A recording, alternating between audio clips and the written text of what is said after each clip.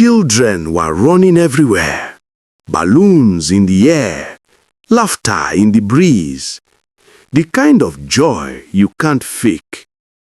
But all I could feel was nervous. "Relax," Lucy whispered, adjusting my collar. "We are just here for cake and juice." But it was more than that.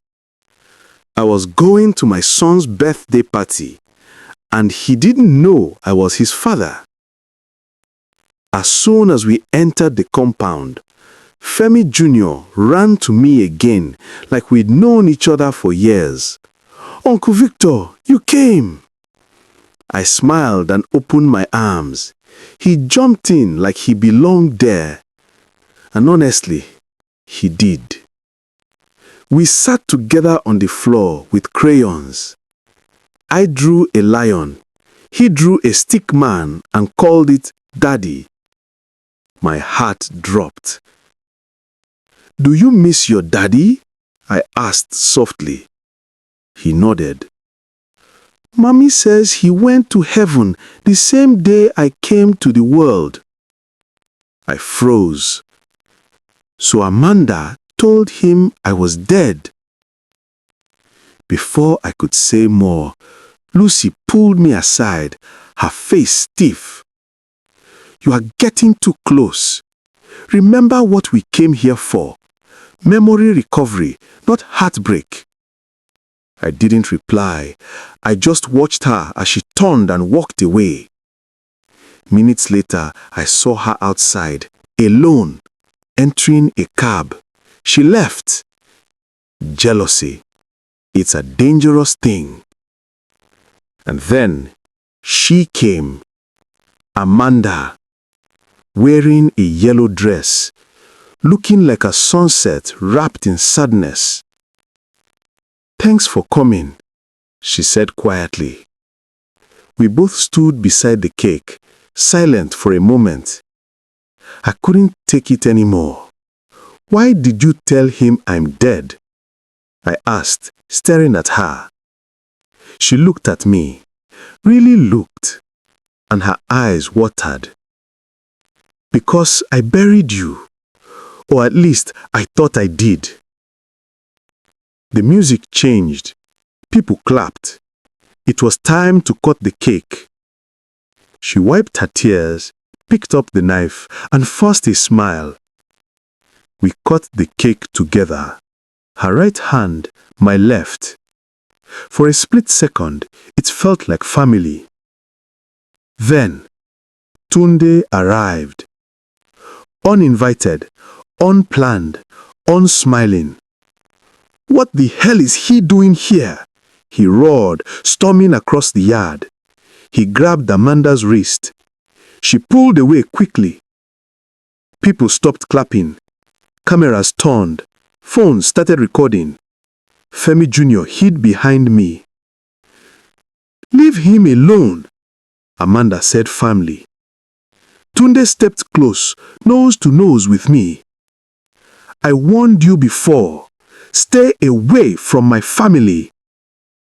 His voice shook, but not from fear, from rage. Before he could touch me again, a loud voice cut through the air.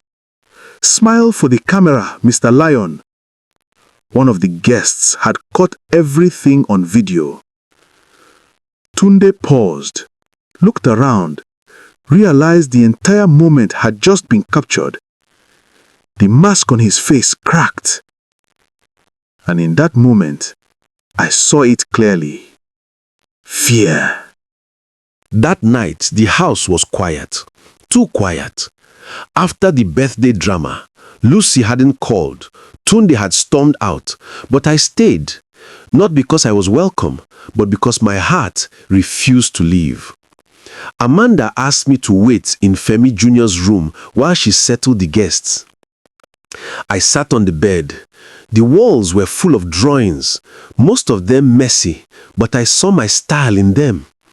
The way he held his pencil, the way he shaded the corners, he carried my spirit, even without knowing me. Suddenly, I heard voices down the hallway. I moved closer to the door.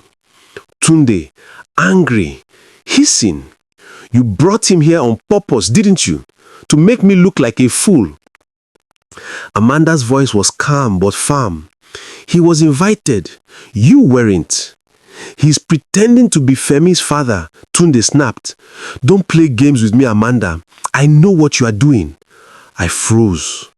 So, he was scared of me. Because deep down, he knew the truth.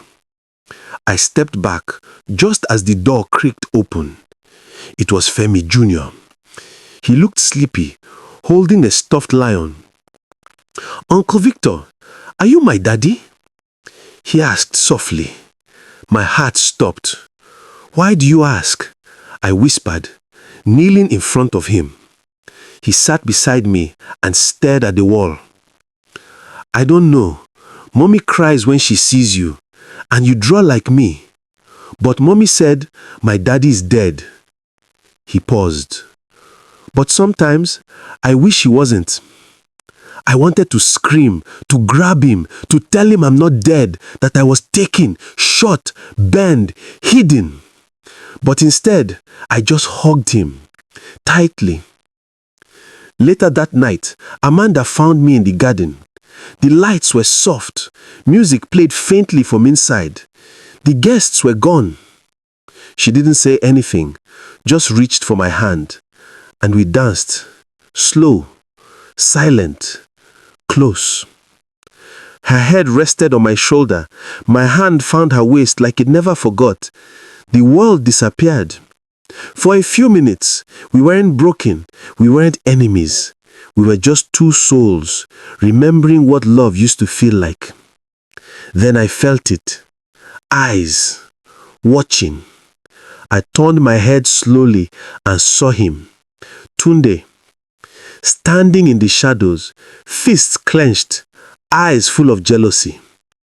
His face didn't move, but his stare said everything. He had just seen what he feared the most, that the real man had returned. The air smelled like dust and diesel. The sun, angry. The traffic, even worse. We were back in Nigeria, home, but somehow it didn't feel like mine anymore. Lucy sat behind the wheel, sunglasses on, her mouth moving non-stop as she dodged potholes and okadas like she was playing a video game. Look at this madness, she shouted. Why did I even come back to this heat and stress? I looked out the window, quiet. She sighed deeply, then turned the music down. You know, Victor, that night I found you, she began, voice softer now. I thought you were a dead man.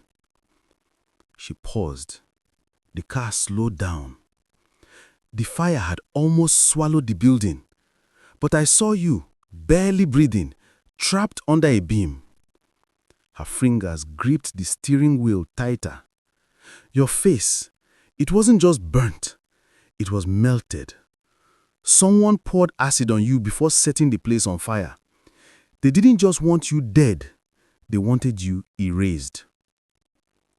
I felt a sharp chill despite the heat. Acid? So someone wanted me to vanish without a trace? But I pulled you out, she continued, and the doctors did the rest. Skin grafts, reconstruction, months of pain. Now look at you. Handsome, quiet, mysterious. A walking puzzle. She glanced at me. And I want to solve you. The car stopped at a red light. She pulled off her sunglasses. I didn't just bring you back for your memory, Victor. I brought you back for answers.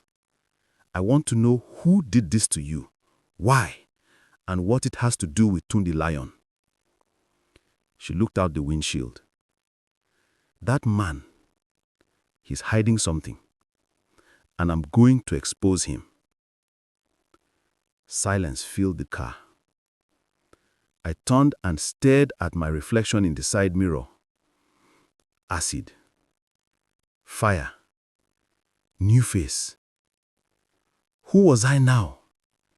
Behind the mirror, behind the surgeries, behind the name Victor was the broken soul of a man who lost everything.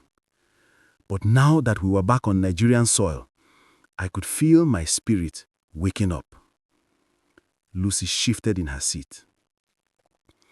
I want to open a hospital here one day. A place for burn victims, acid survivors, people like you. Her tone changed. But it starts with the truth. And the truth is ugly. Just then, her phone rang. She picked it up on speaker. Hello? You're digging into the wrong past, Lucy. Turn back now, or burn with it. Click. Lucy's hands froze on the wheel. We looked at each other. Someone was watching. Someone knew. And someone wasn't ready for the truth to come out.